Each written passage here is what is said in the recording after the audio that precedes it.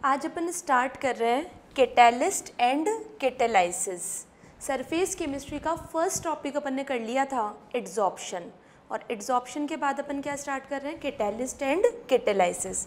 ये दोनों टर्म्स एक साइंटिस्ट ने दी थी बर्जीलियस, और बर्जीलियस था फादर ऑफ ऑर्गेनिक केमिस्ट्री, ठीक है ना। तो कैटालिस्ट और कैटालाइसिस टर्म देने वाला भी साइंटिस्ट कौन था? बर्जीलियस। कैटालिस्ट और कैटालाइसिस क्या होते हैं? सबसे पहले अपन देख रहे हैं कैटालिस्ट। कैटालिस्ट केमिकल सब्सटेंस होते हैं जो किसी रिएक्शन में जब अपन मिला देते हैं तो वो रेट ऑफ रिएक्शन को चेंज कर देता है। वो रेट ऑफ रिएक्शन को इंक्रीज़ भी कर सकता है और डिक्रीज़ भी कर सकता है, लेकिन खुद रिएक्शन में पार्टिसिपेट नहीं करता है और रिएक्शन में अनचेंज रहता है। तो कैटालिस्ट क्या है? कैटालिस्ट एक ऐसा सब्सटेंस है, substance which alter the rate of reaction but itself remains unchanged। Catalyst वो केमिकल सब्सटेंस है जो रेट ऑफ रिएक्शन को चेंज कर देगा। अब ये चेंज में इंक्रीज भी कर सकता है और डिक्रीज भी कर सकता है। और अगर हमारे को क्वेश्चन में या थियोरी कहीं पे भी कुछ भी नहीं बता रखा है तो हम हमेशा कैटालिस्ट को ये मानते हैं कि वो रेट ऑफ रिएक्शन को क्या करेगा? इंक्रीज करेगा, रेट ऑफ रिएक्शन को इंक्रीज। तो वो सब्सटेंस जो रेट ऑफ रिएक्शन को चेंज कर दे लेकिन खुद रिएक्शन में पार्टिसिपेट नहीं करे, उस सब्सटेंस को अपन क्या बोलते हैं? कैटालिस्ट, ठीक है। और वो रिएक्शन जो किसी कैटालिस्ट की प्रेजेंस में हो रही है उस रिएक्शन को बोलते हैं हम कैटालाइसिस। रिएक्शन को क्या बोलते हैं? कैटालाइसिस, जो किसी कैटालिस्ट की प्रेजेंस में हो रही है। और जो सब्सटेंस रेट ऑफ रिएक्शन को चेंज करेगा वो क्या होगा? कैटालिस्ट। अब मैं आपको कैटालिस्ट के कैरेक्टर्स बता रही हूँ। कैटालिस्ट के कैरेक्टर्स, ये तो अपने को पता है कि कैटालिस्ट जो होता है वो अनचेंज्ड रहता है, लेकिन कैटालिस्ट की ऐसी कौन सी प्रॉपर्टीज़ हैं जो चेंज नहीं होती हैं? कैटालिस्ट की कौन सी प्रॉपर्टी है जो चेंज नहीं होती है? तो फर्स्ट प्रॉपर्टी है कैटालिस्ट केमिकली एंड क्वांटिटेटिवली,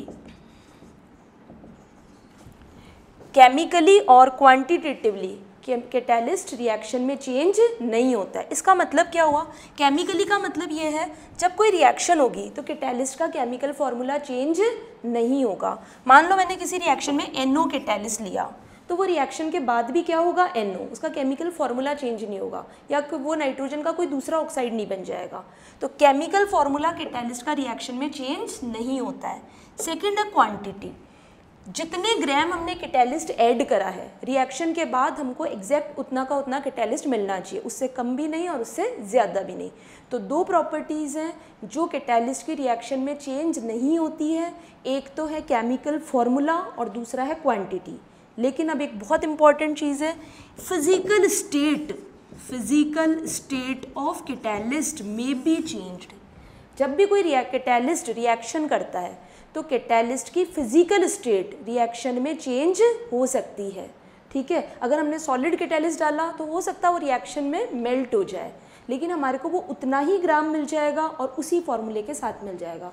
तो ये ध्यान रखना क्या क्या चेंज नहीं होता है कैटालिस्ट का? केमिकल फॉर्मूला चेंज नहीं होता, क्वांटिटी चेंज नहीं होती, लेकिन किसी रिएक्शन में कैटालिस्ट की फिजिकल स्टेट चेंज होना पॉसिबल है। ये फर्स्ट कैरेक्टर था कैटालिस्ट का। सेकेंड कैरेक्टर की जब अपन बात करते हैं कैटालिस्ट में, कैटालिस्ट क्या करता है? कोई रिएक्शन है जो पॉसिबल है, हो सकती है, कोई दो रिएक्टेंट है वो रिएक्ट कर सकते हैं। अगर हम उस रिएक्टेंट के साथ कैटालिस्ट मिला दें तो वो रेट ऑफ रिएक्शन को फास्ट कर देगा या स्लो कर देगा? जनरली तो फास्ट ही करता है। तो कैटालिस्ट क्या करता है? रेट ऑफ रिएक्शन को चेंज कर देता है, लेकिन कैटालिस्ट केवल उसी रिएक्शन की रेट को चेंज कर सकता है जो पॉसिबल हो। लेकिन कोई दो रिएक्टेंट ऐसे हैं जो रिएक्ट ही नहीं करते आपस में, और अगर आप ये कहो कि मैं इसमें कैटालिस्ट डाल दूं और वो रिएक्ट करने लग जाए तो ये पॉसिबल नहीं है। यानी कैटालिस्ट की प्रॉपर्टी होती है रेट ऑफ रिएक्शन को चेंज करना, लेकिन किसी रिएक्शन को इनिशिएट करना कैटालिस्ट की प्रॉपर्टी नहीं है, ठीक है। जैसे चारकोल है और उस हाइड्रोजन है, अब ये दोनों अगर आपस में रिएक्ट नहीं करते हैं तो कोई कैटालिस्ट डालने पे भी आपस में रिएक्ट नहीं करेंगे। सेकेंड प्रॉपर्टी क्या हो गई? Catalyst can not initiate the chemical reaction. ठीक है, जो पॉसिबल है उसको वो स्पीड अप कर सकता है, लेकिन जो पॉसिबल ही नहीं है, इम्पॉसिबल रिएक्शन को इनिशिएट नहीं कर सकता। ये सेकेंड प्रॉपर्टी हो गई कैटालिस्ट की। थर्ड प्रॉपर्टी अगर अपन कैटालिस्ट की देखें, थर्ड प्रॉपर्टी, एक अच्छा कैटालिस्ट वो होता है जो स्मॉल अमाउंट में रिक्वायर्ड हो। ठीक है, अगर बहुत सारा कैटालिस्ट डालते हैं और फिर रेट ऑफ रिएक्शन पे थोड़ा सा इफेक्ट आए तो वो अच्छा कैटालिस्ट नहीं है। तो अच्छा कैटालिस्ट वो होगा जो स्मॉल क्वांटिटी में रिक्वायर्ड होगा, थोड़ा सा मिला और रेट ऑफ रिएक्शन पे इफेक्ट दिखना चाहिए। तो कैटालिस्ट का थर्ड कैरेक्टर क्या हुआ, स्मॉल अमाउंट में रिक्वायर्ड होना चाहिए। समझ में आया? 3 कैरेक्टर मैंने अभी बताए। कैटालिस्ट के लिए हम ये बात करते हैं कि वो रेट ऑफ रिएक्शन को चेंज कर देता है लेकिन खुद रिएक्शन में चेंज नहीं होता। कैटालिस्ट की कौन कौन सी प्रॉपर्टीज़ हैं जो रिएक्शन में चेंज नहीं होती हैं?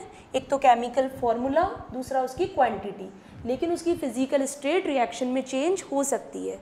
सेकेंड कैरेक्टर अपन ने देखा है कि कैटालिस्ट किसी भी रिएक्शन को, किसी भी इम्पॉसिबल रिएक्शन को स्टार्ट नहीं कर सकता। केवल जो रिएक्शन पॉसिबल है, जिसका डेल जी नेगेटिव है, जो हो सकती है, उसी को वो स्पीड अप कर सकता है। थर्ड, गुड कैटालिस्ट वो होते हैं जो स्मॉल अमाउंट में रिक्वायर्ड होते हैं। और फोर्थ, अगर कोई रिवर्सिबल रिएक्शन चल रही है, रिवर्सिबल रिएक्शन, और अगर हमने उसमें इक्विलिब्रियम स्टेट आ रखी है और इक्विलिब्रियम स्टेट पर अपन कैटालिस्ट ऐड कर रहे हैं, तो कैटालिस्ट का कोई इफेक्ट होगा? नहीं होगा, क्योंकि रिवर्सिबल रिएक्शन में इक्विलिब्रियम स्टेट पे कैटालिस्ट जितना फॉरवर्ड रिएक्शन को, रेट ऑफ रिएक्शन को इंक्रीज करेगा, उतना ही किसको स्पीड अप करेगा? बैकवर्ड को। तो कैटालिस्ट का रिवर्सिबल रिएक्शन में इक्विलिब्रियम स्टेट को डिस्टर्ब नहीं करता है। कैटालिस्ट इक्विलिब्रियम को डिस्टर्ब नहीं करता है। ये क्लियर हो गया? ये तो अपने कैटालिस्ट के कैरेक्टर्स हैं। फिफ्थ कैरेक्टर है कैटालिस्ट का एक्टिविटी। एक्टिविटी का मतलब क्या होता है? कैटालिस्ट की वो एबिलिटी जिससे वो किसी रिएक्शन की रेट को बढ़ा दे, रेट ऑफ रिएक्शन को इंक्रीज कर दे। जैसे एक एग्जाम्पल देखो, हाइड्रोजन और ऑक्सीजन है। हमें पता है कि हाइड्रोजन और ऑक्सीजन आपस में रिएक्ट करके वाटर बना सकते हैं। ये रिएक्शन हो सकती है, H2 और O2 रिएक्ट करके क्या बना सकते हैं? वाटर। लेकिन रूम टेम्परेचर पे हम H2 रख दें, O2 रख दें, तो ये अपने आप रिएक्ट करके वाटर नहीं बना पाएंगे, क्योंकि इस रिएक्शन को होने के लिए जितनी एनर्जी चाहिए उतनी एनर्जी रूम टेम्परेचर पे अवेलेबल नहीं होगी। लेकिन अगर मैं इस रिएक्शन में हाइड्रोजन और ऑक्सीजन के साथ प्लेटिनम मिक्स कर दूँ तो ये रिएक्शन बहुत फास्ट हो जाती है और एक्सप्लोजन के साथ होती है। तो प्लेटिनम के आते ही ये रिएक्शन बहुत फास्ट हो गई, इसकी स्पीड बहुत फास्ट हो गई। तो प्लेटिनम की प्रेजेंस में हाइड्रोजन और ऑक्सीजन कंबाइन करके बहुत फास्ट क्या बनाएंगे? H2O। तो प्लेटिनम ने क्या करा? इन दोनों की रेट ऑफ रिएक्शन को इंक्रीज कर दिया। तो किसी भी कैटालिस्ट की वो एबिलिटी जो रेट ऑफ रिएक्शन को इंक्रीज कर दे, उसको हम बोलते हैं activity of catalyst. Activity of catalyst, किसी भी कैटालिस्ट की वो एबिलिटी जो रेट ऑफ रिएक्शन को इंक्रीज करती है, उसको बोलते हैं एक्टिविटी। एक और कैरेक्टर अपन देख रहे हैं कैटालिस्ट का, दैट इज सेलेक्टिविटी। सेलेक्टिविटी का मतलब क्या है?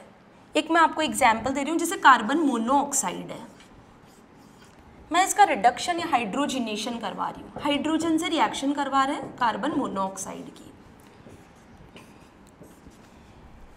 कार्बन मोनोऑक्साइड की जब हम H2 से रिएक्शन कराते हैं तो मीथेन भी बन सकता है, साथ में वाटर रिलीज, यानी मीथेन भी फॉर्म हो सकती है। CO और H2 रिएक्ट करके मीथेनॉल भी बना सकते हैं, और CO और H2 रिएक्ट करके फॉर्मेल्डिहाइड भी बना सकते हैं। ये 3 रिएक्शंस पॉसिबल है, तीनों के रिएक्टेंट सेम है, तीनों के रिएक्टेंट सेम है। अब अगर अपन बात करते हैं इस रिएक्शन में CO और H2 रिएक्ट करके मीथेन बनाएंगे या मीथेनॉल बनाएंगे या फॉर्मेल्डिहाइड बनाएंगे, ये किस पे डिपेंड करेगा?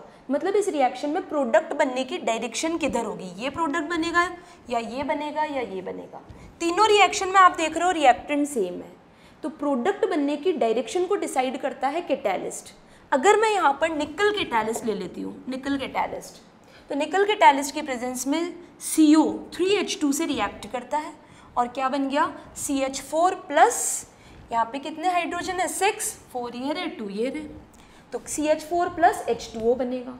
अगर मैं यहाँ पर copper catalyst in presence of ZnO and Cr2O3 chromium oxide ये कैटालिस्ट ले लूँ तो 1 मोल CO2 मोल H2 से रिएक्ट करेगा और प्रोडक्ट बनता है मीथेनॉल। और अगर हम केवल कॉपर कैटालिस्ट ले लेते हैं तो प्रोडक्ट बनता है फॉर्मेल्डिहाइड। इन तीनों रिएक्शन में रिएक्टेंट सेम है लेकिन प्रोडक्ट डिफरेंट है। तो प्रोडक्ट बनने की डायरेक्शन क्या होगी या प्रोडक्ट क्या बनेगा ये कौन डिसाइड कर रहा है? कैटालिस्ट। और कैटालिस्ट की इस प्रॉपर्टी को हम बोलते हैं सेलेक्टिविटी। ठीक है, तो सेलेक्टिविटी रिएक्शन को एक पर्टिकुलर डायरेक्शन में कन्वर्ट कर देता है। और एक्टिविटी क्या होती है? किसी भी रिएक्शन की रेट ऑफ रिएक्शन को बढ़ाना, इसको बोलते हैं कैटालिस्ट की एक्टिविटी। ये दो प्रॉपर्टीज़ हैं, बोर्ड्स में पूछते हैं what is activity and what is selectivity. तो आपको एग्जाम्पल्स भी बहुत अच्छे से लर्न करने हैं। और नेक्स्ट प्रॉपर्टी जो अपन कैटालिस्ट की देख रहे हैं, कैटालिस्ट की प्रॉपर्टी होती है वो रिएक्शन को न्यू पाथ प्रोवाइड करता है। रिएक्शन को न्यू पाथ प्रोवाइड करता है। ठीक है, मैंने आपको बताया था कोई भी रिएक्शन होने के लिए ये पाथ ऑफ रिएक्शन है, पाथ ऑफ रिएक्शन, और इधर एनर्जी है, पोटेंशियल एनर्जी। कोई भी रिएक्टेंट से प्रोडक्ट बनने का एक डेफिनेट पाथ होता है। ठीक है, अगर हमने कैटालिस्ट डाल दिया तो कुछ कैटालिस्ट वो होते हैं जो इस एनर्जी बैरियर को इंक्रीज कर देते हैं, इस एनर्जी बैरियर को इंक्रीज। तो पहले इतनी एनर्जी जिसके पास थी वो भी प्रोडक्ट बन रहा था, अब प्रोडक्ट वही बन पाएगा जिसके पास इतनी एनर्जी होगी। ठीक है, तो ज़्यादा एनर्जी चाहिए प्रोडक्ट बनने के लिए तो रेट ऑफ रिएक्शन कम हो जाएगी। रेट ऑफ रिएक्शन क्या हो जाएगी? कम। और ये जब एनर्जी बैरियर, इसको क्या बोलते हैं? Activation energy. तो एक कैटालिस्ट होते हैं जो एक्टिवेशन एनर्जी को इंक्रीज कर देते हैं, और जो एक्टिवेशन एनर्जी को इंक्रीज करेगा वो रेट ऑफ रिएक्शन को डिक्रीज करेगा। जो कैटालिस्ट एक्टिवेशन एनर्जी को इंक्रीज करेगा वो रेट ऑफ रिएक्शन को डिक्रीज करेगा। ठीक है, अब प्रोडक्ट बनने की रेट क्या हो गई? कम। तो विदाउट कैटालिस्ट, कैटालिस्ट के एब्सेंस में ये पाथ था, एक कैटालिस्ट डाला और अब ये पाथ हो गया रिएक्शन का। ठीक है, और एक्टिवेशन एनर्जी बढ़ गई तो रेट ऑफ रिएक्शन कम हो गई। लेकिन कुछ कैटालिस्ट ऐसे भी हो सकते हैं जो इस पाथ को और छोटा कर दे, यानी एक्टिवेशन एनर्जी को कम कर दे। तो अब इतनी एनर्जी जिसके पास होगी वो भी उधर जा सकता है, वो भी प्रोडक्ट बन सकता है। तो कुछ कैटालिस्ट क्या करते हैं? एक्टिवेशन एनर्जी को कम कर देते हैं, और जो एक्टिवेशन एनर्जी को कम करता है वो रेट ऑफ रिएक्शन को क्या कर देता है? इंक्रीज कर देता है। ठीक है, तो कैटालिस्ट जो रेट ऑफ रिएक्शन को इंक्रीज कर रहा है, कैटालिस्ट में अब मैंने कहा वो रेट ऑफ रिएक्शन को चेंज करता है, वो इंक्रीज भी कर सकता है और डिक्रीज भी कर सकता है। इंक्रीज कैसे करते हैं? एक्टिवेशन एनर्जी को कम करके। और जो डिक्रीज कर रहा है रेट को, रेट डिक्रीज कैसे होगी? एक्टिवेशन एनर्जी बढ़ने से। तो कैटालिस्ट के काम करने का मैकेनिज्म क्या है? वो रिएक्शन को न्यू पाथ प्रोवाइड करता है जिसमें एक्टिवेशन एनर्जी चेंज हो जाती है, चेंज रहता है। रेट ऑफ रिएक्शन को चेंज कर देगा लेकिन खुद अनचेंज रहेगा। और वो कोई भी केमिकल रिएक्शन जो किसी कैटालिस्ट की प्रेजेंस में हो रही है उस रिएक्शन को हम बोलते हैं कैटालाइसिस। कैटालाइसिस। कैटालिस्ट के कैरेक्टर्स मैंने बताए। फर्स्ट कैरेक्टर क्या था? कैटालिस्ट में क्या क्या अनचेंज रहता है, अनचेंज क्या क्या रहता है। तो मैंने एक तो बताया उसका केमिकल फॉर्मूला, केमिकली वो अनचेंज रहेगा, और सेकंड उसकी क्वांटिटी अनचेंज रहेगी। जितने ग्राम मिक्स करा है उतने ही ग्राम मिलेगा। तो केमिकली और क्वांटिटेटिवली कैटालिस्ट कैसा रहेगा? अनचेंज। क्या चेंज हो सकती है? फिजिकल स्टेट चेंज हो सकती है, फिजिकल स्टेट चेंज हो सकती है, ये फर्स्ट फैक्ट। दूसरा, कैटालिस्ट किसी भी रिएक्शन को इनिशिएट नहीं कर सकता। वो केवल जो रिएक्शन पॉसिबल है जिसका डेल जी पहले से ही नेगेटिव है, केवल वो जो स्पॉन्टेनियसली हो सकती है वो उसी रिएक्शन को स्पीड अप कर सकता है। थर्ड फैक्टर अपन ने, थर्ड जो कैरेक्टर देखा है कैटालिस्ट का, अच्छा कैटालिस्ट वो होता है जो स्मॉल अमाउंट में रिक्वायर्ड हो। स्मॉल अमाउंट में, अगर आपको किसी रिएक्शन को फास्ट करने के लिए बहुत सारा कैटालिस्ट डालना पड़ रहा है तो मतलब वो अच्छा कैटालिस्ट नहीं है। फोर्थ, अगर कोई रिवर्सिबल रिएक्शन है और इक्विलिब्रियम स्टेट आ रखी है और अब आपको कैटालिस्ट याद आया तो अब कैटालिस्ट कुछ नहीं कर सकता, क्योंकि इक्विलिब्रियम पे कैटालिस्ट जितना फॉरवर्ड डायरेक्शन में इफेक्ट डालेगा उतना ही बैकवर्ड में डालेगा। कैटालिस्ट की activity, fifth point, activity of catalyst क्या होता है? किसी भी कैटालिस्ट की वो एबिलिटी जो रेट ऑफ रिएक्शन को इंक्रीज करती है उसको बोलते हैं एक्टिविटी। और किसी भी रिएक्शन को एक पर्टिकुलर प्रोडक्ट की तरफ डायरेक्ट करने की जो प्रॉपर्टी है उसको बोलते हैं सेलेक्टिविटी। उसको क्या बोलते हैं? सेलेक्टिविटी। और मैंने आपको जो एग्जाम्पल बताया बहुत इंपॉर्टेंट है, वो आपको याद करना है। और फिर नेक्स्ट है 7th और लास्ट पॉइंट, कैटेलिस्ट कैसे रेट ऑफ रिएक्शन को इंक्रीज या डिक्रीज कर सकता है। तो कैटेलिस्ट क्या करता है, रिएक्शन का पाथ ही चेंज कर देता है, नया पाथ दे देता है रिएक्शन को, और उस नए पाथ में एक्टिवेशन एनर्जी कम भी हो सकती है और ज़्यादा भी हो सकती है।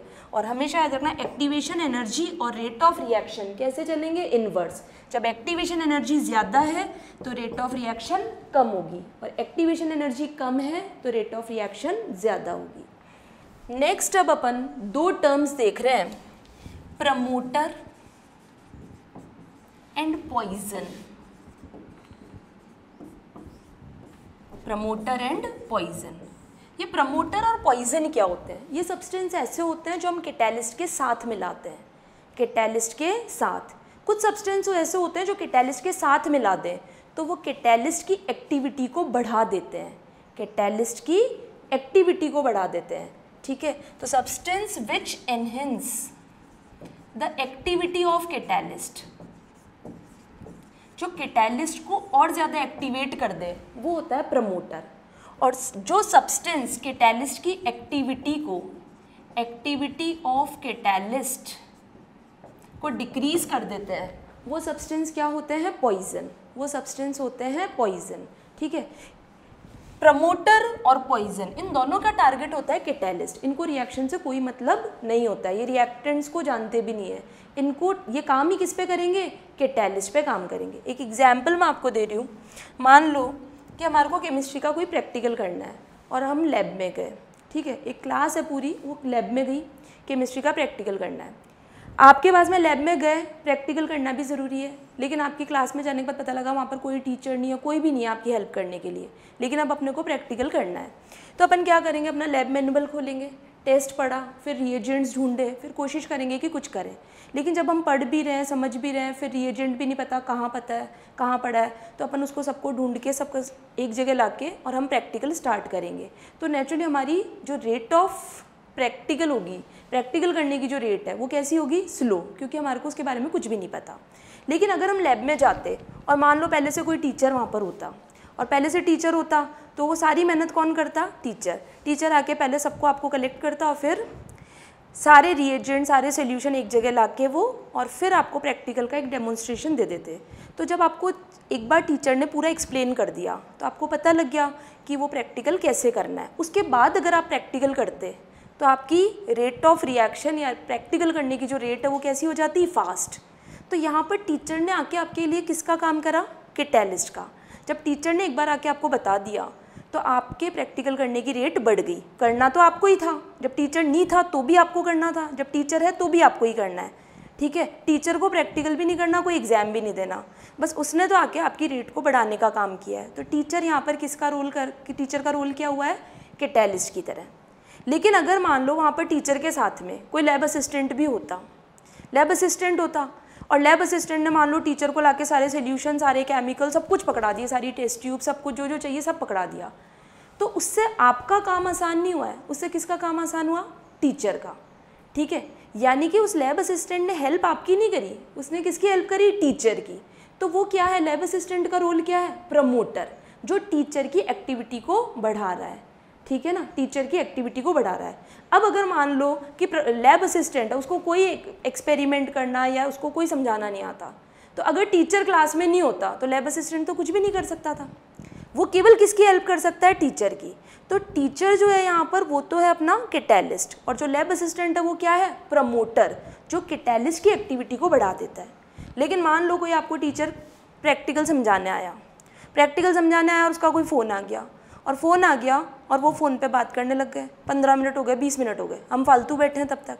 ठीक है, और 15-20 मिनट बाद आए तो हमारी प्रैक्टिकल करने की रेट क्या हो गई, स्लो हो गई, हमारे को वहाँ पे टाइम ज़्यादा लगेगा। तो वो फ़ोन आना, ठीक है, उस फ़ोन के आने से हमारे टीचर की जो समझाने की रेट थी वो क्या हो गई, स्लो हो गई। ठीक है ना, तो उसने टीचर की एक्टिविटी को उस फ़ोन कॉल ने क्या कर दिया, कम कर दिया। तो वो क्या कर रहा है, टीचर की एक्टिविटी को कम कर रहा है। तो उस फ़ोन कॉल का रोल यहाँ पे क्या रहा, पॉइजन।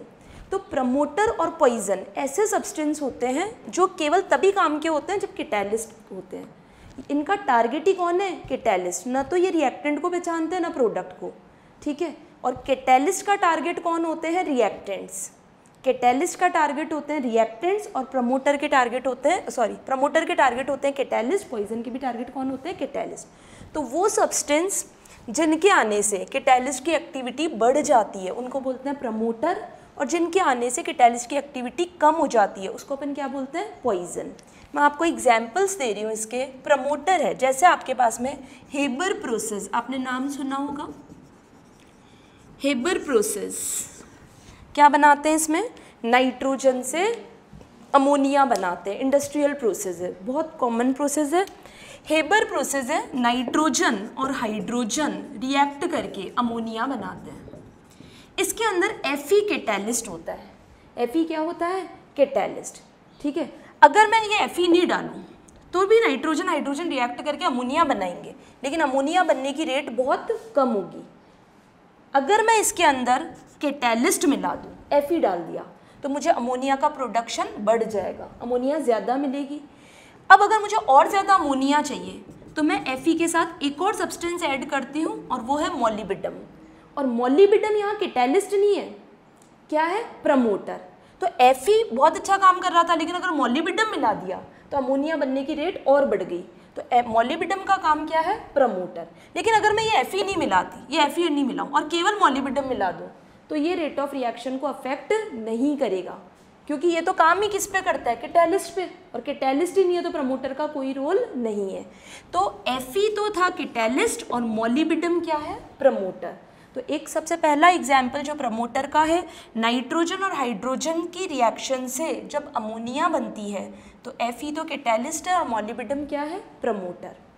नेक्स्ट अपन देख रहे हैं जैसे पॉइजन है।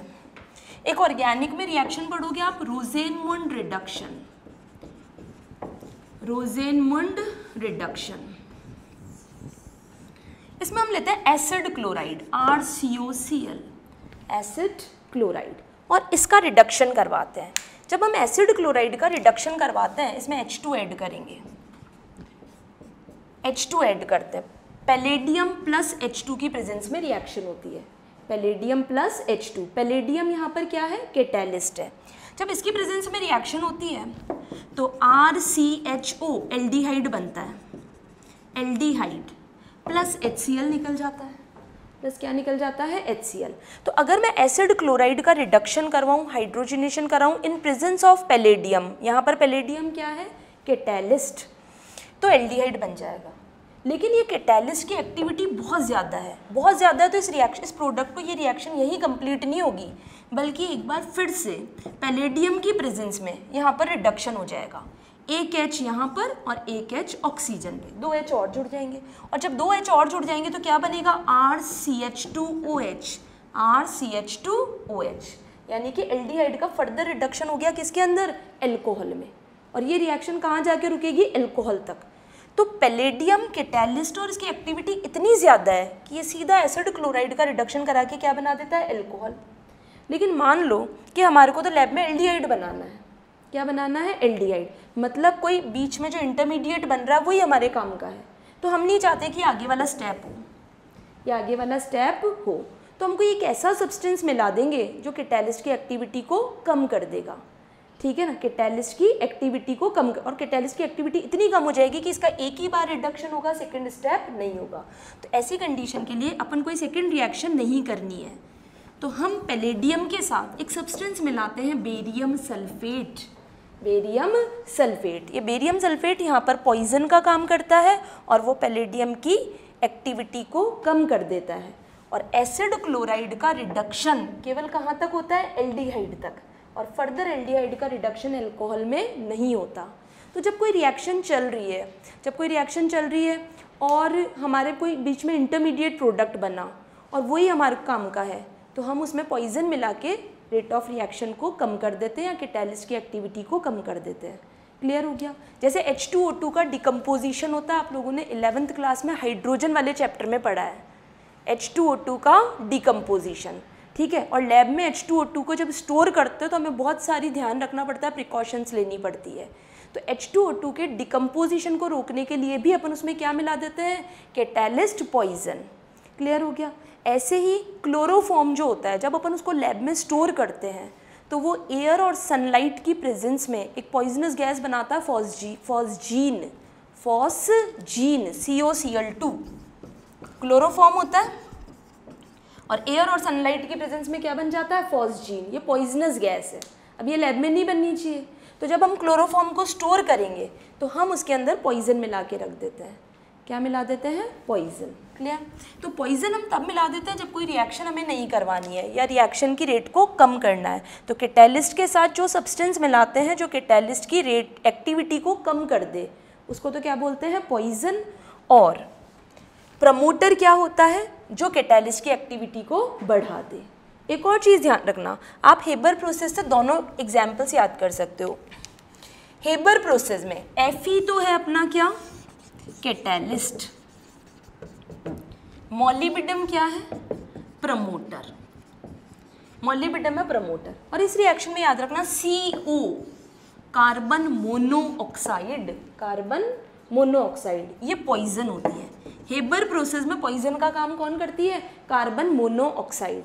तो जब हम इंडस्ट्रियली अमोनिया बना रहे होते हैं हेबर प्रोसेस से, तो अपने को ध्यान रखना पड़ता है कि वहाँ पर कार्बन मोनोऑक्साइड बिल्कुल भी नहीं होनी चाहिए, क्योंकि अगर कार्बन मोनोऑक्साइड हुई तो अमोनिया का प्रोडक्शन कम हो जाएगा, अपने को अमोनिया कम मिलेगी। ये आपके NCERT में भी क्वेश्चन है कि हेबर प्रोसेस में कार्बन मोनोऑक्साइड को रिमूव करना क्यों ज़रूरी है, क्योंकि हेबर प्रोसेस में कार्बन मोनोऑक्साइड क्या है, कैटालिस्ट पॉइजन है। ठीक है, और ये कैटालिस्ट की एक्टिविटी को कम कर देगी। क्लियर।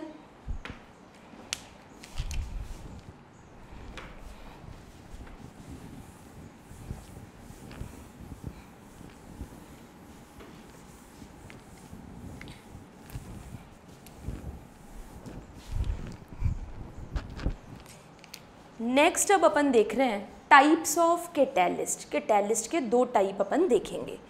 कैटालिस्ट के दो टाइप हैं। फर्स्ट है होमोजीनियस कैटालिस्ट, होमोजीनियस कैटालिस्ट, और सेकंड है heterogeneous catalyst, homogeneous and heterogeneous catalyst. कैसे पता करते हैं कि कोई कैटालिस्ट होमोजीनियस है या हेट्रोजीनियस है? अगर रिएक्टेंट और कैटालिस्ट की फिजिकल स्टेट सेम है, रिएक्टेंट और कैटालिस्ट सेम फिजिकल स्टेट में है। अगर रिएक्टेंट गैस है तो कैटालिस्ट भी गैस होना चाहिए, और रिएक्टेंट लिक्विड है तो कैटालिस्ट भी लिक्विड होना चाहिए। अगर रिएक्टेंट और कैटालिस्ट सेम फिजिकल स्टेट में है तो वो कैटालिस्ट होगा होमोजीनियस कैटालिस्ट, और उस रिएक्शन को बोलेंगे होमोजीनियस कैटालाइसिस। उस रिएक्शन को क्या बोलेंगे? होमोजीनियस कैटालाइसिस, जिसमें रिएक्टेंट और कैटालिस्ट सेम फिजिकल। अब उन्हें प्रोडक्ट को क्यों नहीं देखते? तो जब हम मिक्स करते हैं, जब रिएक्शन शुरू करवानी है, तो हम एक तो रिएक्टेंट्स लाएंगे और एक कैटालिस्ट। तो जिनको मिक्स कर रहे हो वो सेम फिजिकल स्टेट में होने चाहिए। प्रोडक्ट तो रिएक्शन होने के बाद बनेगा, जो बाद में बनेगा उसकी फिजिकल स्टेट कंसिडर नहीं करनी है। तो जब भी आप होमोजीनियस और हेट्रोजीनियस देखोगे तो आपको केवल किस किस को देखना है? Reactant and catalyst. अगर ये सेम फिजिकल स्टेट में है तो वो होमोजीनियस कैटालिस्ट है। और ऐसी रिएक्शंस जिसमें रिएक्टेंट और कैटालिस्ट डिफरेंट फिजिकल स्टेट में है, डिफरेंट फिजिकल स्टेट में है, ठीक है। सपोज रिएक्टेंट गैसियस है और कैटालिस्ट सॉलिड है, ठीक है। और अगर मान लो एक से ज़्यादा रिएक्टेंट है, 4 रिएक्टेंट है, तो रिएक्टेंट और कैटालिस्ट में फिजिकल स्टेट अगर एक की भी डिफरेंट हो गई तो वो किस में आएगा? हेट्रोजीनियस में। और बहुत सारे रिएक्टेंट है तो सारे रिएक्टेंट और कैटालिस्ट अगर सेम फिजिकल स्टेट में है तो ही वो होगा होमोजीनियस कैटालिस्ट। तो होमोजीनियस में एक ही फिजिकल स्टेट दिखनी चाहिए अपने को, रिएक्टेंट्स में और कैटालिस्ट में। और अगर एक से ज़्यादा फिजिकल स्टेट दिख जाए तो वो क्या होगा?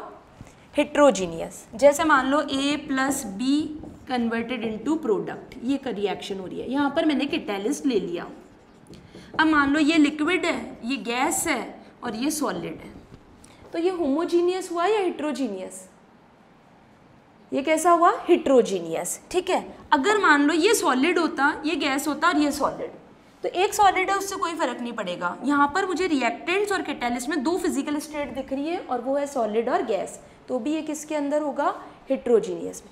लेकिन अगर ये भी गैस होता, ये भी गैस होता, ये भी गैस होता, तो फिर ये कौन सा हो जाता? होमोजीनियस, ठीक है। होमोजीनियस कैटालिस्ट के अगर अपन एग्जाम्पल्स देखें तो एक बहुत कॉमन एग्जाम्पल है होमोजीनियस कैटालिस्ट। फर्स्ट है SO2 और O2, SO2 का ऑक्सीडेशन करवा रहे हैं और बन रहा है SO3। SO2 और O2 की रिएक्शन से क्या बन रहा है SO3, ठीक है। अगर हम इसके अंदर बहुत इंपॉर्टेंट कैटालिस्ट है नाइट्रिक ऑक्साइड NO में कैटालिस्ट की तरह ले लूँ तो आपको पता है SO2 भी गैस है, O2 भी गैस है और NO भी गैस है। तो ये कौन सा एग्जाम्पल हुआ होमोजीनियस कैटालिस्ट का, होमोजीनियस कैटालिस्ट। लेकिन अगर मैं SO2 का ऑक्सीडेशन करवा रही हूँ SO2O2, सेम ये की यही रिएक्शन है SO3, बैलेंस कर लेते हैं अपन इसको, ये रिएक्शन है। अगर मैं यहाँ पर प्लेटिनम कैटालिस्ट ले लूँ, प्लेटिनम, ये रिएक्शन प्लेटिनम कैटालिस्ट की प्रेजेंस में भी होती है और NO की प्रेजेंस में भी होती है। ये तो वही गैस है, ये भी गैस है, बट प्लेटिनम मेटल है, ये सॉलिड है। ये कैसा है सॉलिड। तो ये कौन सा एग्जाम्पल हुआ हेट्रोजीनियस कैटालिस्ट। तो जब SO2 और O2 की रिएक्शन से SO3 बनती है इन प्रेजेंस ऑफ प्लेटिनम तो ये हेट्रोजीनियस का एग्जाम्पल होता है। और ये किसका एग्जाम्पल है होमोजीनियस का। और आप आगे देखोगे P ब्लॉक के अंदर ये रिएक्शन जो होता है ये की स्टेप होता है H2SO4 बनाने के लिए, H2SO4 बनता है। SO2 और O2 पहले SO3 बनाते हैं, फिर SO3 H2SO4 से रिएक्ट करके H2S2O7 बनाता है और H2S2O7 इसकी जब रिएक्शन अपन वाटर से कराते हैं तो बनता है H2SO4, H2SO4, 4 हाइड्रोजन है, ये 4 हाइड्रोजन, 2 सल्फर है, ये 2 सल्फर और 8 ऑक्सीजन है, 7 और 1 8, मतलब ये 3 स्टेप्स हैं। H2SO4 बनाने में सबसे पहले SO2 को ऑक्सीडाइज करते हैं SO3 में, फिर SO3 को एब्जॉर्ब कराते हैं और ये ओलियम बनता है और फिर ओलियम को डाइल्यूट करते हैं वाटर के साथ और अपन H2SO4 बना लेते हैं। ये पूरी H2SO4 बनाने यानी ये एक H2SO4 बनाने की रिएक्शन का ही एक स्टेप है, ठीक है। अगर हम इस स्टेप के अंदर अगर हम H2SO4 बनाने के इस स्टेप में प्लेटिनम कैटालिस्ट लेते हैं तो ये रिएक्शन है कॉन्टैक्ट प्रोसेस। ये कौन सी रिएक्शन है कॉन्टैक्ट प्रोसेस। और अगर हम NO कैटालिस्ट लेते हैं तो ये रिएक्शन है lead chamber process, lead chamber process. ये दो नाम आपको याद रखने हैं। जैसे आपको हेबर प्रोसेस पता है, हेबर प्रोसेस अमोनिया बनाने की प्रिपरेशन है, ऐसे लेड चैम्बर प्रोसेस और contact process, lead chamber process और कॉन्टैक्ट प्रोसेस ये दोनों इंडस्ट्रियल प्रिपरेशन होती है H2SO4 की। लेकिन जो लेड चैम्बर प्रोसेस होता है वो होमोजीनियस कैटालिस्ट का एग्जाम्पल है और उसके अंदर अपन कैटालिस्ट कौन सा लेते हैं NO। और जो कॉन्टैक्ट प्रोसेस है वो किसका एग्जाम्पल है हेट्रोजीनियस कैटालिस्ट का और उसके अंदर अपन क्या लेते हैं प्लेटिनम कैटालिस्ट, ठीक है। इंडस्ट्रियल प्रिपरेशंस के नाम और उनकी जो की स्टेप्स है, जो मेन रिएक्शन है वो बहुत काम आती है बोर्ड्स में भी और कंपटीशन में भी। तो अपने को ये कैटालिस्ट अच्छे से याद कर लेने हैं। सेकंड अपन बात कर रहे हैं होमोजीनियस का, सेकंड एग्जाम्पल ले रहे हैं हाइड्रोलाइसिस ऑफ एस्टर। ये रिएक्शन आप ऑर्गेनिक में भी पढ़ते हो, 10th क्लास में भी आती थी। एक बार अपन इसको देख लेते हैं। CH3COOCH3 ये मिथाइल एसीटेट मैंने एस्टर लिया है, मैं इसका हाइड्रोलाइसिस करवा रही हूँ। ये HOH,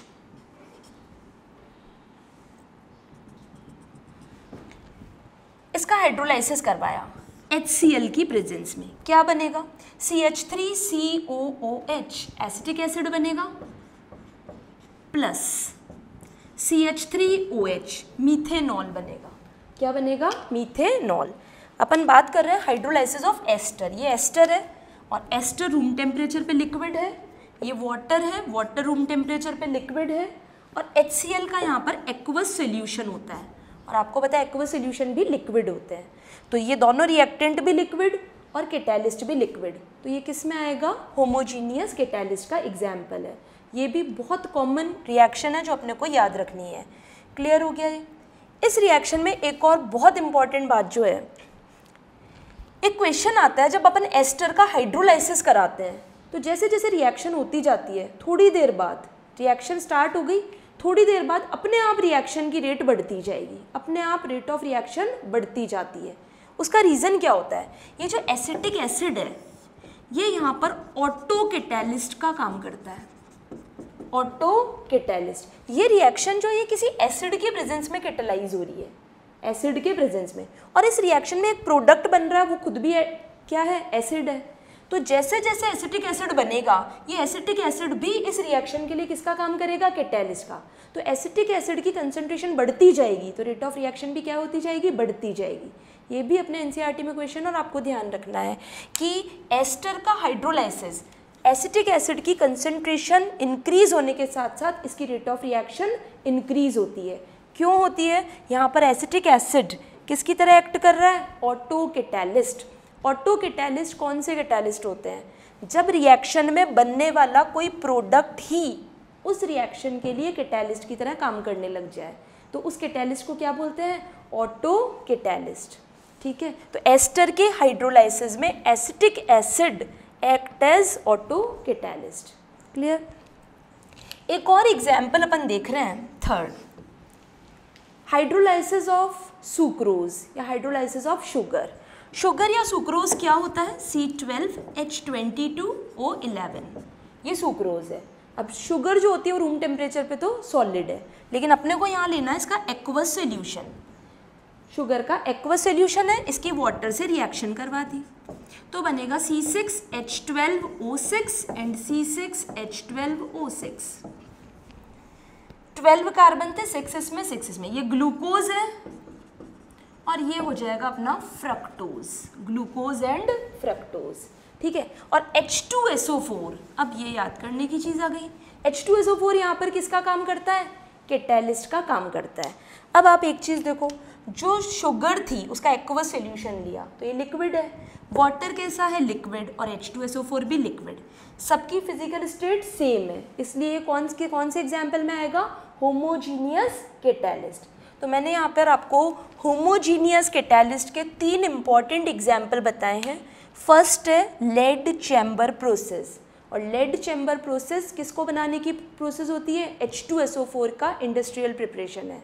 और लेड चैम्बर प्रोसेस होमोजीनियस क्यों है, क्योंकि इसमें रिएक्टेंट भी गैस है और कैटालिस्ट भी गैस है। लेड चैम्बर का कैटालिस्ट कौन है, NO।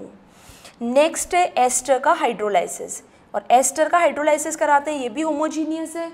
और एसिटिक एसिड का रोल बिल्कुल आपको याद करना है, ये ऑटो कैटालिस्ट है, और ऑटो कैटालिस्ट जब रिएक्शन में बनने वाला प्रोडक्ट ही उस रिएक्शन को कैटेलाइज कर दे तो उसको क्या बोलते हैं, ऑटो कैटालिस्ट।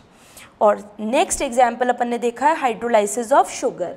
तो शुगर के एक्वस सॉल्यूशन का जब हाइड्रोलाइसिस कराते हैं तो ये भी लिक्विड, ये भी लिक्विड, ये भी लिक्विड, इसलिए ये भी किसका एग्जाम्पल हुआ, होमोजीनियस कैटालिस्ट का एग्जाम्पल हुआ। अब अपन बात कर रहे हैं हिट्रोजीनियस कैटालिस्ट की, किसकी, हिट्रोजीनियस कैटालिस्ट। फर्स्ट एग्जाम्पल अपन ने अभी देखा कॉन्टैक्ट प्रोसेस।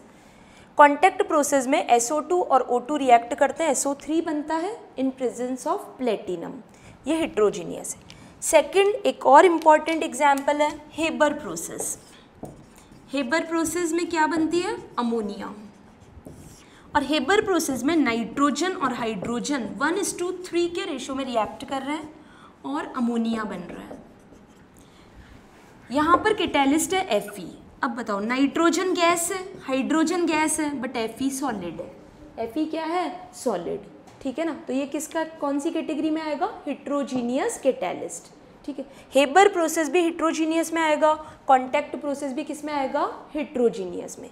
एक और बहुत इंपॉर्टेंट प्रोसेस है ओस्टवाल्ड प्रोसेस। ओस्टवाल्ड प्रोसेस जो होता है ये HNO3 नाइट्रिक एसिड बनाने की इंडस्ट्रियल प्रिपरेशन है।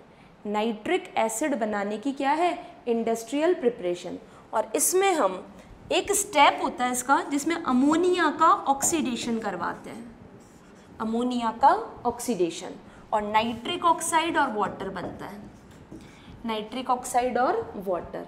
ठीक है ना, इसको बैलेंस कर लेंगे अपन, शॉर्ट में तो इसको 45-46 रिएक्शन बोल देते हैं, 4-5-4-6। ठीक है, और वैसे अपन बैलेंसिंग के रूल्स बैलेंस करेंगे।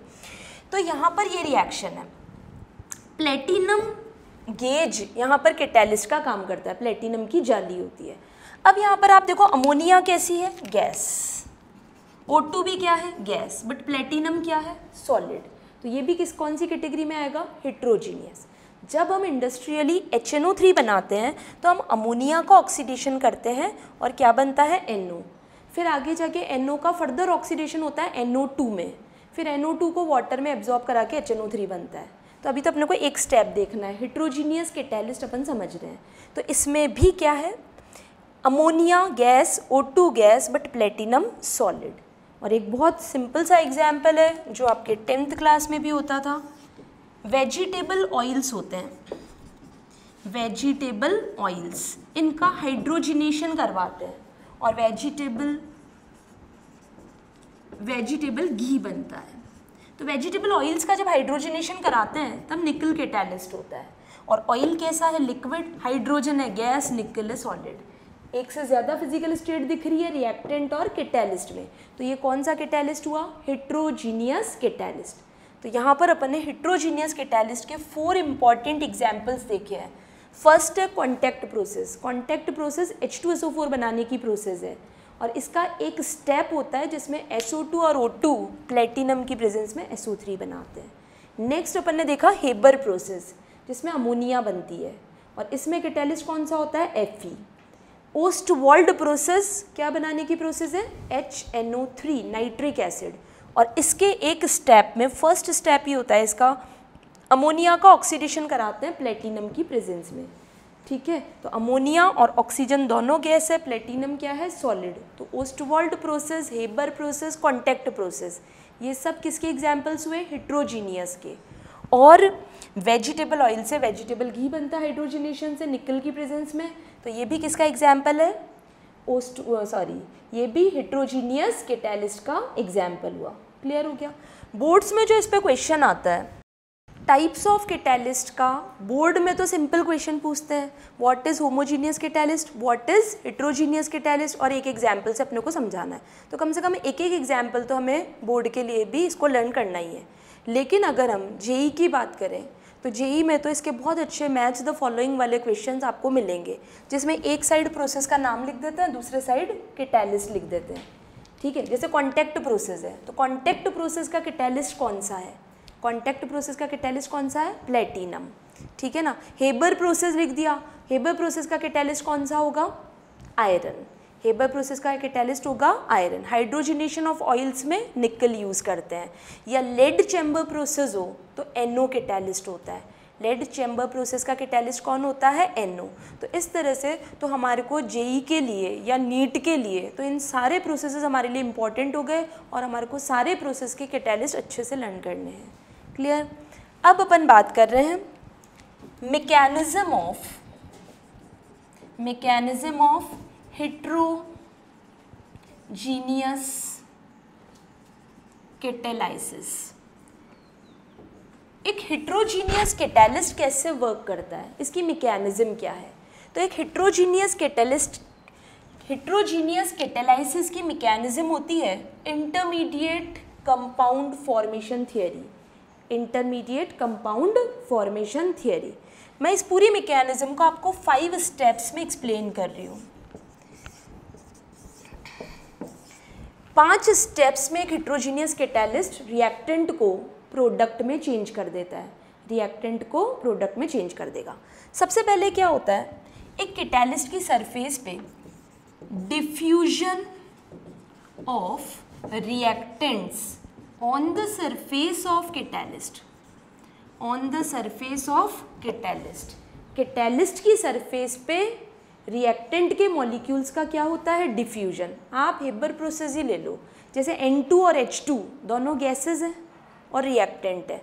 अब गैसेज है तो मॉलिक्यूल्स बहुत दूर दूर होंगे और दूर दूर होंगे तो उनमें कोलिजन के चांसेस कम होंगे, और जब तक मॉलिक्यूल्स N2 और H2 में कोलिजन नहीं होगा तो अमोनिया बनने की रेट कम होगी। ठीक है ना। तो इनको पास में लाना बहुत ज़रूरी है, N2 को और H2 को। और इसमें कैटालिस्ट कौन सा था हेबर प्रोसेस में, आयरन। अब मैंने आपको जैसे स्टार्टिंग में एड्सॉर्प्शन में बताया था, कोई भी सॉलिड है, सपोज ये आयरन की सरफेस है,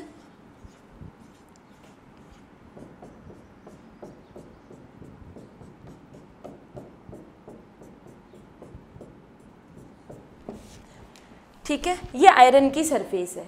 अब इसके ऊपर सबसे पहले जो हमारे रिएक्टेंट्स हैं, सपोज अपन एक रिएक्शन ले लेते हैं, A+B है, A+B, और ये मिलके प्रोडक्ट बना रहे हैं, ये रिएक्शन होनी है, AB बन रहा है प्रोडक्ट, A+B मिलके क्या बन रहा है, AB। ये रिएक्शन अपने को करवानी है। एक रिएक्टेंट है हमारे पास A, दूसरा रिएक्टेंट क्या है, B, दोनों मोनोवेलेंट है।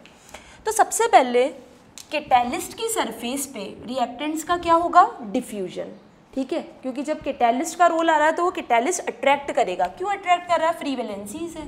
तो ये A और B इस कैटालिस्ट की सरफेस के पास आ गए, ये फर्स्ट स्टेप हुआ।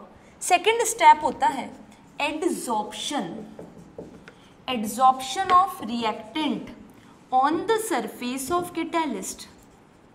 देखो सबसे पहले रिएक्टेंट के मॉलिक्यूल्स कैटालिस्ट की सरफेस पे डिफ्यूज हुए, फिर डिफ्यूज होने के बाद उस सरफेस के ऊपर उनका क्या हुआ, एडजॉर्प्शन। तो एडजॉर्प्शन तो होता ही है, अट्रैक्शन एंड रिटेंशन। तो पहले अट्रैक्शन हुआ और फिर अब ये A और B यहाँ पर आकर एडजॉर्ब हो गए, कैटालिस्ट की सरफेस पे एडजॉर्ब। तो देखो पहले जब ये गैस थे दोनों तो ये बहुत दूर दूर थे, लेकिन जब ये इसकी फ्री वैलेंसीज पे आके एडजॉर्ब हो गए तो ये पास पास आ गए, इनको एक सरफेस मिल गई रिएक्ट करने के लिए। क्लियर हो गया। और एडजॉर्प्शन हुआ है, एडजॉर्प्शन कैसा प्रोसेस होता है, एक्सोथर्मिक। एक्सोथर्मिक होता है तो जब रिएक्टेंट आके कैटालिस्ट की सरफेस पे एडजॉर्ब होगा तो हीट रिलीज होगी, और वो heat he rate of reaction को इंक्रीज करने के काम आएगी, ठीक है ना। एडजॉर्प्शन हो रहा है यहाँ पर रिएक्टेंट के मॉलिक्यूल्स का, कहाँ पर, कैटालिस्ट की सरफेस पे, और एडजॉर्प्शन इज एक्सोथर्मिक। और एक्सोथर्मिक प्रोसेस में यहाँ पर जो भी हीट रिलीज होगी वो रेट ऑफ रिएक्शन को क्या करेगी, इंक्रीज करेगी। ये सेकेंड स्टेप हुआ एडजॉर्प्शन। थर्ड स्टेप होता है intermediate compound formation, intermediate compound formation. अभी ये जो A है, एक रिएक्टेंट A था वो कैटालिस्ट से जुड़ा हुआ है, B जो है वो भी किससे जुड़ा हुआ है, कैटालिस्ट से। अब यहाँ पर ये पास पास आ गए, पास पास आ गए तो ये आपस में भी जुड़ जाएंगे, ठीक है। अब A की वैलेंसी भी 1 है, मोनोवेलेंट था, B की वैलेंसी भी 1 है, ये भी मोनोवेलेंट था, लेकिन यहाँ ये भी 2 बॉन्ड बना रहा है, ये भी 2 बॉन्ड बना रहा है। तो यानी अभी ये स्टेबल स्टेज नहीं है और ये बहुत हाई एनर्जी वाली स्टेज है, ये बन गया इंटरमीडिएट। ये थर्ड स्टेप आ गया। देखो सबसे पहले A और B जो रिएक्टेंट थे वो कैटालिस्ट की सरफेस की तरफ डिफ्यूज हुए, फिर सेकंड स्टेप में वो वहाँ जाके एडजॉर्ब हो गए। जब एडजॉर्ब हो गए फिर उन्होंने एडजॉर्ब होने के बाद आपस में रिएक्ट कर ली। अब एक ऐसी कंडीशन आई है जिसमें ये A और B ये आपस में भी जुड़े हुए हैं और कैटालिस्ट से भी जुड़े हुए हैं, लेकिन क्योंकि अपनी वैलेंसी से ज़्यादा बॉन्ड बना रहे हैं तो ये बहुत हाई एनर्जी वाली स्टेज है और अनस्टेबल है, अनस्टेबल है। ये दोनों आपस में तो जुड़ गए लेकिन इनको जोड़ कौन रहा है, कैटालिस्ट।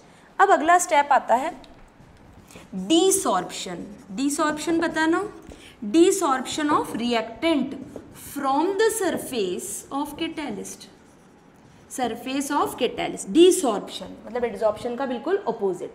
तो जब ये यहाँ जुड़े क्यों होते हैं, बोले ताकि इनकी आपस में रिएक्शन हो पाए, क्योंकि जब ये गैस थे तो ये पहले बहुत दूर दूर थे और ये आपस में इतने कोलिजन नहीं कर पा रहे थे। जब इनका आपस में बॉन्ड बन गया तो अब कैटालिस्ट की ज़रूरत नहीं है, और जैसे ही A और B का बॉन्ड बना और अभी ये अनस्टेबल है तो ये स्टेबल होने के लिए बॉन्ड बनते ही यहाँ से क्या होगा, डीसॉर्प्शन। अब डीसॉर्प्शन अकेले A या B का नहीं होगा, किसका होगा, A B का। ये प्रोडक्ट का डीसॉर्प्शन हुआ है तो यहाँ पर अपन डीसॉर्प्शन ऑफ क्या करते हैं, अब प्रोडक्ट। रिएक्टेंट का नहीं हुआ है डीसॉर्प्शन, किसका हुआ है, प्रोडक्ट का। तो डीसॉर्प्शन ऑफ प्रोडक्ट, ये प्रोडक्ट चेंज कर दिया मैंने, desorption of product from the surface of catalyst, ठीक है। अब ये यहाँ पर डीसॉर्प्शन हो गया, लेकिन डीसॉर्प्शन होने का मतलब ये नहीं कि सरफेस से हटके बस यहीं घूम रहा है, ये बिल्कुल दूर चल जाएगा। दूर क्यों चल जाएगा, ताकि ये कैटालिस्ट की सरफेस दूसरे रिएक्टेंट मॉलिक्यूल्स को अपनी तरफ अट्रैक्ट कर पाए और बाकी दूसरे रिएक्टेंट के मॉलिक्यूल भी किस में कन्वर्ट हो पाए, प्रोडक्ट में, ठीक है ना। और अपने क्वेश्चन भी आता है इसका कि डीसॉर्प्शन का रोल क्या है। अगर ये बॉन्ड बनने के बाद भी यहीं बैठा रहता तो ये कैटालिस्ट तो बेकार हो गया, इसने तो कैटालिस्ट को ब्लॉक कर दिया, कैटालिस्ट को ब्लॉक कर दिया। तो जैसे ही रिएक्टेंट्स में बॉन्ड बन जाता और वो प्रोडक्ट में कन्वर्ट हो जाते हैं, प्रोडक्ट में कन्वर्ट होते ही वो कैटालिस्ट की सरफेस से डीसॉर्प्शन शो करते हैं। और लास्ट स्टेप है diffusion, diffusion of products away from the surface of catalyst, from the surface of catalyst. Product जो है वो फिर बहुत दूर चल जाएगा किससे, कैटालिस्ट की सरफेस से, और कैटालिस्ट की सरफेस पहले की तरह बिल्कुल फ्री हो गई जैसे कुछ हुआ ही नहीं था, तो कैटालिस्ट तो वैसा का वैसा मिल गया, अनचेंज रहा। ठीक है, इसलिए अपन कहते हैं कि स्मॉल अमाउंट में कैटालिस्ट भी काम कर सकता है, क्योंकि एक बार उसने एक रिएक्टेंट के मॉलिक्यूल को प्रोडक्ट में कन्वर्ट करा, फिर वो दूसरे रिएक्टेंट के लिए फ्री हो गया। ये किसका मैकेनिज्म है, हेट्रोजीनियस कैटालिसिस का मैकेनिज्म है। हेट्रोजीनियस कैटालिस्ट का मैकेनिज्म को हम 5 स्टेप्स में डिवाइड करते हैं। सबसे पहले जो रिएक्टेंट होते हैं, रिएक्टेंट का डिफ्यूजन होता है on the surface of catalyst, reactant catalyst की सरफेस की तरफ डिफ्यूज होते हैं।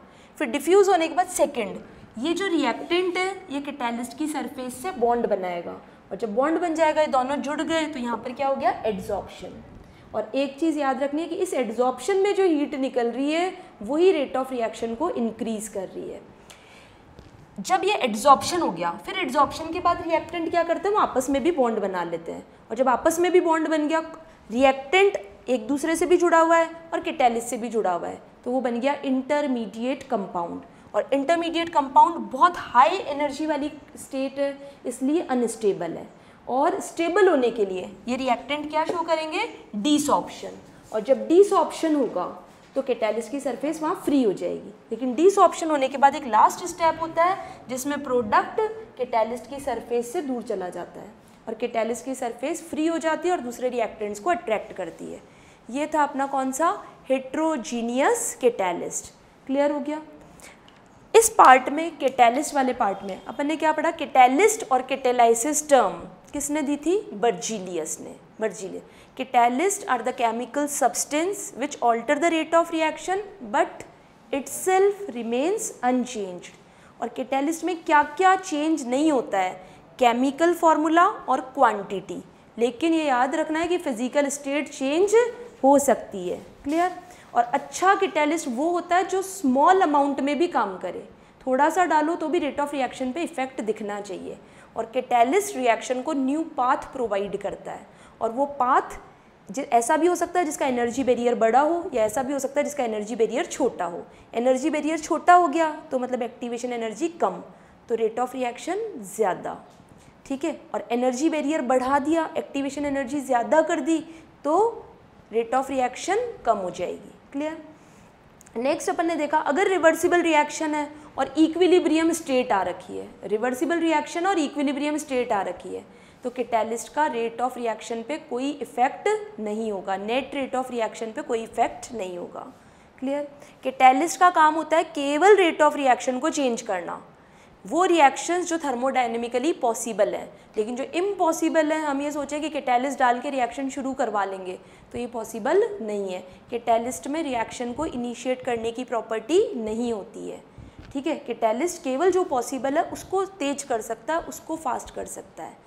ये कैटालिस्ट की प्रॉपर्टी। कैटालिस्ट की एक्टिविटी क्या होती है, कैटालिस्ट की प्रेजेंस में या कैटालिस्ट की वो एबिलिटी जो किसी रिएक्शन की रेट को इंक्रीज कर देती है, उसको बोलते हैं एक्टिविटी ऑफ कैटालिस्ट। और किसी पर्टिकुलर प्रोडक्ट की तरफ रिएक्शन को डायरेक्ट करने की जो एबिलिटी है उसको क्या बोलते हैं, selectivity of catalyst. Selectivity of catalyst. Promoters क्या होते हैं, ये वो सब्सटेंस होते हैं जिनको अगर अपन कैटालिस्ट के साथ मिला दें तो वो कैटालिस्ट की एक्टिविटी को बढ़ा देते हैं, कैटालिस्ट की एक्टिविटी को बढ़ा देते हैं। और जो कैटालिस्ट की एक्टिविटी को कम कर दे उसको क्या बोलते हैं, पॉइजन, उसको बोलेंगे अपन पॉइजन। हेबर प्रोसेस में Fe क्या था, कैटालिस्ट, मोलिबिडम क्या था, प्रमोटर, और कार्बन मोनोऑक्साइड होती है पॉइजन। कार्बन मोनोऑक्साइड होती है पॉइजन। तो हेबर प्रोसेस में अगर हम चाहते हैं कि ज़्यादा से ज़्यादा अमोनिया बने, तो क्या वहाँ पर कार्बन मोनोऑक्साइड होनी चाहिए, कार्बन मोनोऑक्साइड को बिल्कुल रिमूव करना पड़ेगा, वरना वो कैटालिस्ट पॉइजन बन जाएगी और अपने को अमोनिया कम मिलेगी। क्लियर हो गया।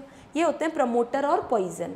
और कैटालिस्ट दो टाइप के होते हैं, होमोजीनियस और हेट्रोजीनियस। होमोजीनियस में क्या देखोगे, अगर रिएक्टेंट और कैटालिस्ट की फिजिकल स्टेट सेम है, केवल रिएक्टेंट की देखनी है और कैटालिस्ट, अगर एक ही फिजिकल स्टेट चल रही है तो होमोजीनियस, और एक से ज़्यादा फिजिकल स्टेट दिख रही है तो हेट्रोजीनियस। ठीक है। और अब सबसे इम्पॉर्टेंट काम जो तुम्हारा आ जाएगा वो कैटालिस्ट लर्न करने का। 3 इम्पॉर्टेंट एग्जाम्पल मैंने दिए हैं होमोजीनियस के और 4 इंपॉर्टेंट एग्जाम्पल दिए हैं हेट्रोजीनियस के, सबकी रिएक्शन, सबके कैटालिस्ट आपको याद होने चाहिए। ये आपके दोनों जगह काम आएंगे, बोर्ड्स में भी और ऑब्जेक्टिव क्वेश्चंस में भी। क्लियर हो गया?